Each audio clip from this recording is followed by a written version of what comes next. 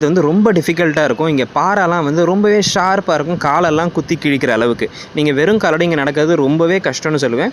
And இங்கே வந்து ஃபேமிலியாக வர முடியாது. குழந்தைங்களையோ லேடீஸையும் இங்கே கூட்டின்னு வர்றது அட்வைசபிள் இல்லைன்னு சொல்லுவேன். ஏன்னா இங்கே வந்து சேஃப்டின்றது பார்த்திங்கன்னா இந்த பாறையில் இறங்கி வர்றது ரொம்ப டிஃபிகல்ட்டாக இருக்கும் அப்படின்றதுனால. பட் இங்கே அப்படி இறங்கி நீங்கள் கஷ்டப்பட்டு ரொம்ப ட்ரை பண்ணிலாம் இங்கே வந்துட்டிங்கன்னா இங்கே ஒரு அருமையான வாட்டர் ஃபால்ஸ் இருக்கும்.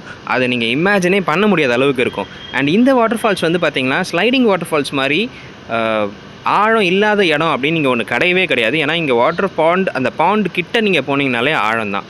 அண்ட் ஸோ அதனால் வந்து நீச்சல் தெரியாதவங்க இங்கே சைடில் கூட நிற்க முடியாது, கரையோரமாக கூட நிற்க முடியாது. அண்ட் அந்த வாட்டர் ஃபால்ஸ் இது தான். அண்ட் இந்த வாட்டர் ஃபால்ஸில் வந்து பார்த்தீங்கன்னா ஸ்லைடிங் வாட்டர் ஃபால்ஸை விட இங்கே டெப்த்து ரொம்பவே அதிகம், டபுள் த டைம் டெப்த்து அதிகம் இங்கே. ஸோ இங்கே குளிக்கணும்னு நினச்சிங்கன்னா நீச்சல் தெரிஞ்சவங்களால் மட்டும்தான் குளிக்க முடியும். ஸோ நீச்சல் தெரியாதவங்க தயவு செஞ்சு இதில் இறங்காதீங்க.